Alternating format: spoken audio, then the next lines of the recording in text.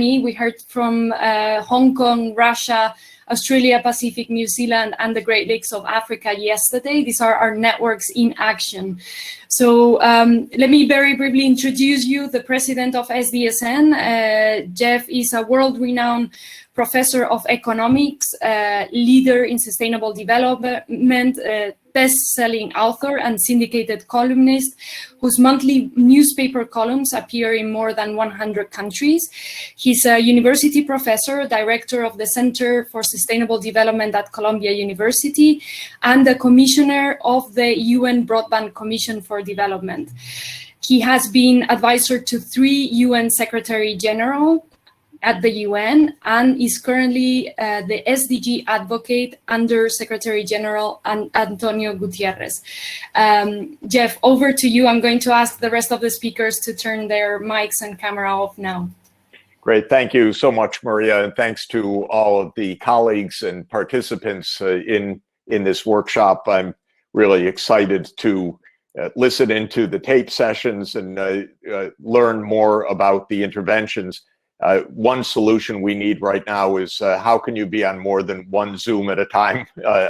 I am coming in late because I was just on a panel with one of my great heroes of our time, Dr. Gru Harlem Brundtland.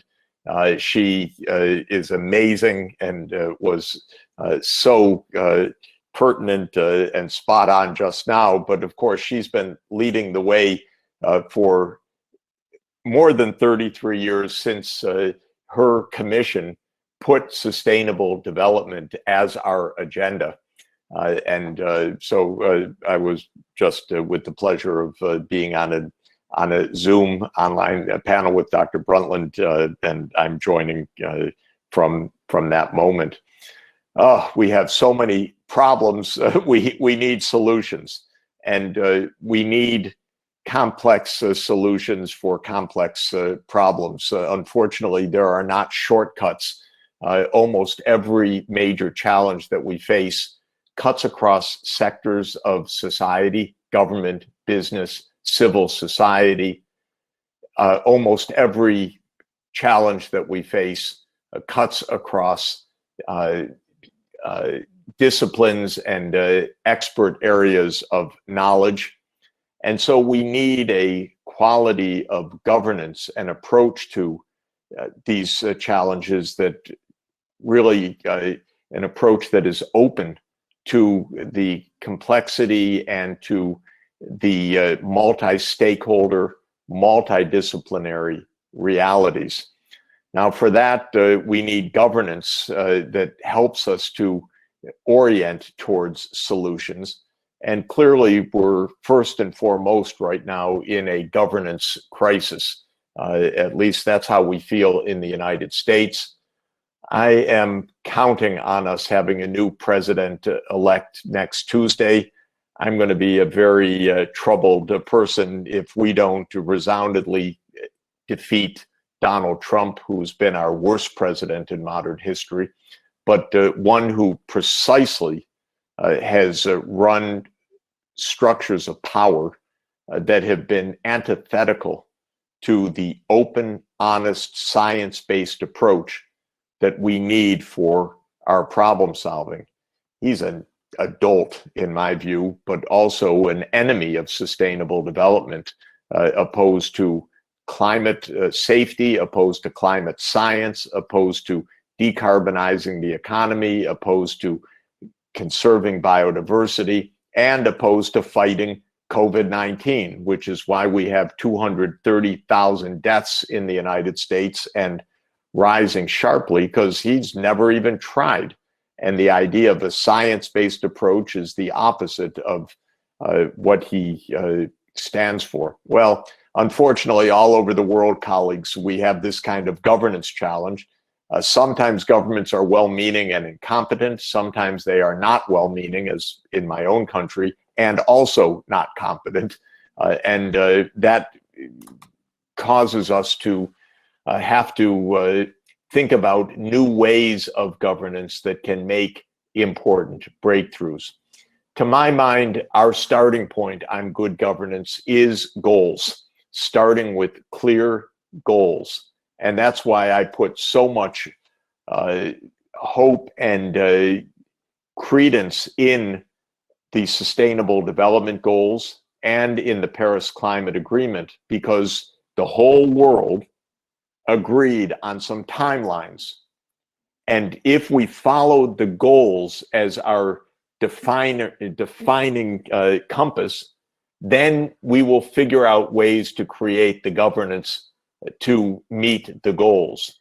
So the SDGs are important not only because every government agreed to them, but because they're clear, quantified targets for the year 2030, most of which we're not anywhere near on track to meet right now, but which should prompt us to ask the question, what needs to be done so that we actually achieve the 2030 quantified targets on time? And the Paris Climate Agreement has been rightly translated into a time-bound, quantified goal. In the case of Paris, it is to reach net zero emissions by 2050, no later, in order for the world to have at least a 2/3 probability of staying below 1.5 degrees Celsius warming compared to the pre-industrial level. So again, a timeline and then a quantification of the target. Now, when I was not quite 7 years old, President John F. Kennedy declared such a goal for the United States, which for me was a formative moment of my personal life, experiencing this as a young person growing up in the United States. President Kennedy said in May 1961, I believe that this country should adopt the goal before this decade is out of sending a man to the moon and returning him safely to the earth. And that goal, the moonshot goal, was carried out over a period of a little over 8 years successfully, so that Neil Armstrong walked on the moon and returned safely to the earth in the summer of 1969. The goal was clearly defined, and then the resources were clearly mobilized behind the goal. And then the engineers were set to work. How do you possibly achieve something so phenomenally unprecedented of sending a man to the moon and returning him safely to the earth before the decade is out? Unbelievable. And by the way, when President Kennedy made that commitment, set that goal, the US had sent one person into space for 15 minutes in a suborbital flight. So that goal was a huge, huge, huge stretch. And the president wasn't saying, we've got it all down, we know exactly how to do it, and here's our timeline. He set a stretch goal, then brought the resources to bear. NASA was mobilized for this purpose, the National Aeronautics and Space Administration, and NASA worked with 20,000 companies that, as a complete joint public-private venture, achieved success. What we have to do, and President Kennedy said something very interesting in a speech a couple of years after he made that moonshot speech. He said, by defining our goal more clearly, by making it seem more manageable and less remote, we help all people to see it, to draw hope from it, and to move irresistibly toward it. So just to repeat, President Kennedy's advice is define the goal clearly, make it seem more manageable and less remote. Then people will take hope from it and they will move towards the goal. What we have our goals now also, and the most important from a planetary safety point of view, in addition to overcoming our immediate COVID-19 crisis, is planetary climate safety and sustainability. And that means the global goal that before mid-century, we have reached zero net carbon emissions, or by mid-century. Clear. Now we have to make it seem less remote and more manageable. And one of the activities of the Sustainable Development Solutions Network worldwide is to chart out pathways to actually reach net zero by 2050. Yesterday, SDSN USA released a 30-year detailed scenario, hundreds of pages, but a quantified, detailed scenario showing that the United States at very low cost could reach net zero by 2050. Europe has called for net zero by 2050 in the European Green Deal, a great political breakthrough. Now it's our responsibility as universities and thought leaders to help show how this can be done through coherent public-private actions, public investments and private investments with known technologies that can transform Europe's energy system and its energy users, like automobiles, from a fossil fuel-based technology structure to a zero carbon technology set of systems, converting to electric vehicles, converting to renewable energy-based power generation, creating hydrogen synthetic or hydrogen made by clean electricity through hydrolysis to help power industrial processes and so forth. We need to show how our goals are manageable, how they can be achieved, because that will give people hope and help people to move irresistibly toward the goals.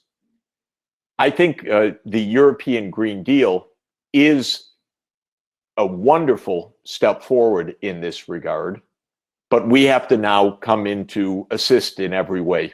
It's a wonderful step forward because Europe has taken the SDGs seriously, and in the context of the European Commission and the Council of Europe, has said these are our goals and we will accomplish them.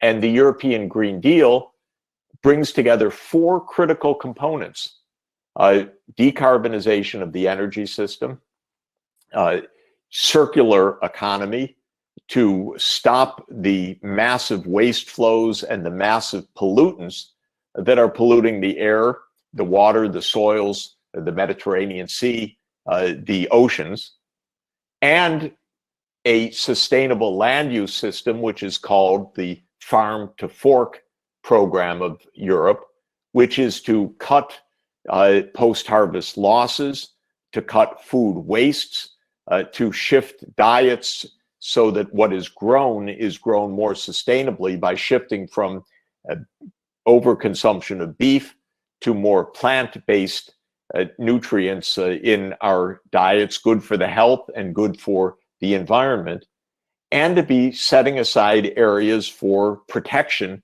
of ecosystems as part of our overall commitment to biodiversity. The fourth component of the European Green Deal is the digitalization of Europe. Digitalization has been accelerated tremendously by the COVID-19 pandemic. Obviously, some estimates put it at about a 25 times acceleration in 2020 compared to what was happening beforehand. But we don't have universal coverage. We don't have fair access. Some kids can go online to school, others not. And so the universality, the social inclusion of the digital world remains a major practical challenge.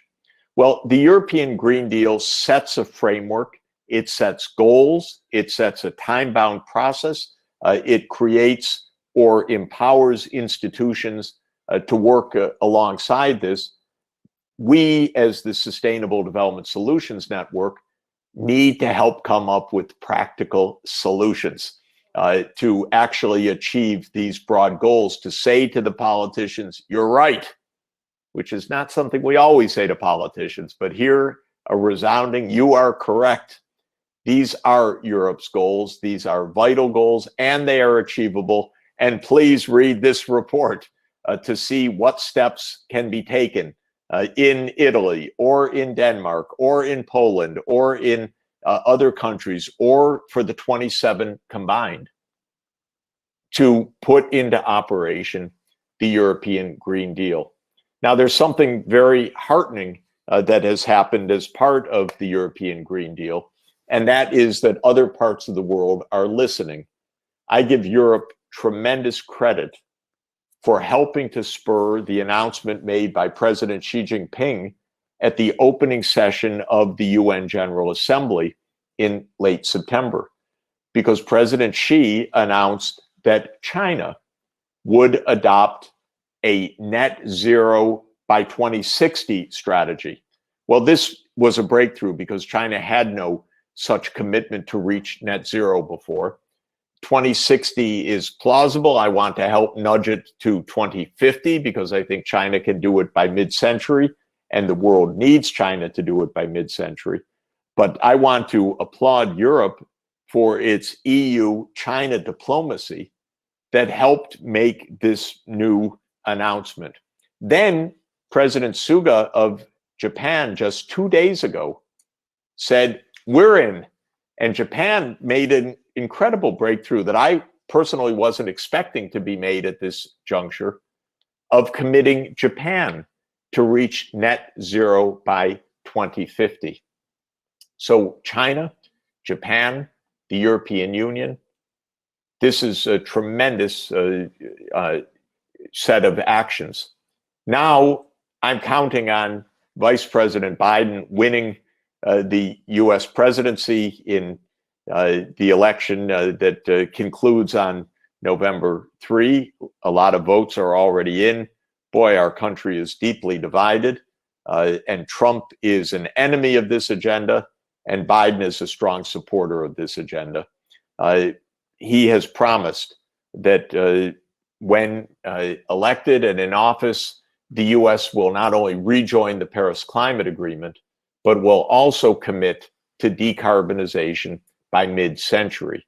And Vice President Biden has announced his intentions to put trillions of dollars of public investments behind that commitment. So there's good reason to believe that it can be done.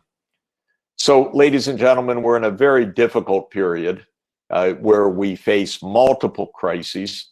Of course, COVID is the most urgent, and it's hard to see how we're going to achieve anything else until we bring COVID under control. But once COVID is under control, we're going to be reminded that even before COVID-19, we had deep crises of inequality and environmental unsustainability. But we're beginning to see the clarity of the pathways. And you are solution masters. You are presenting solutions from across the SDSN network. Let us work together to find the practical pathways to achieve the green deals across the world, because all countries have to do this. All countries are going to need bold timelines, and for success, we're going to have to be doing it together. There is no place for Trump's style of vulgar nationalism if we are to succeed. Let me just conclude these brief remarks by saying that we need the same kind of mission orientation to end COVID-19. Our governments have not done well in the North Atlantic region, whether on the European side or on the North American side. Though Canada's done much better than the United States, in general, performance is nowhere close to what it needs to be. In our countries, in Europe and the US right now, we are seeing hundreds of new cases per million population per day of COVID-19. The hospitals are filling up. The transmission is soaring, whether it's a second wave, third wave, or ongoing wave. Our governments have not brought things under control. But in the Asia-Pacific region, China, Japan, South Korea, Taiwan, Hong Kong, Singapore, Australia, New Zealand, Vietnam, Cambodia, Laos PDR, Thailand have all brought this pandemic under control while it rages in the US, Europe, and other parts of the Americas. This is a message to us in our corner of the world. We have to get our act together. It is essentially a challenge of governance to structure our society-wide responses through government leadership, regulation, financing, direct provision of services, and to engage civil society, the universities, the pharmaceutical industry, and others into a society-wide effort.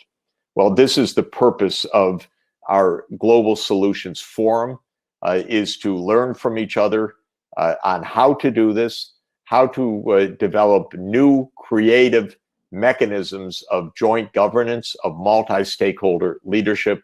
Let me just close by expressing my gratitude to all of you for being together on this great venture. The cause of sustainable development is the cause of our time. It's a life and death cause when it comes to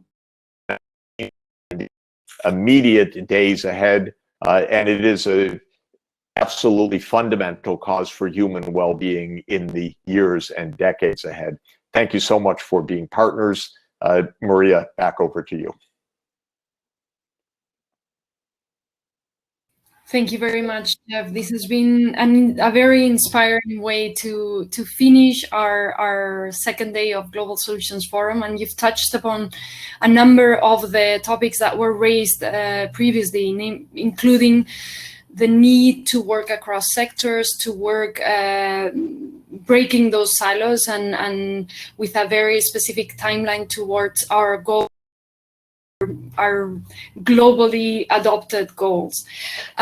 So we're now going to listen to a brief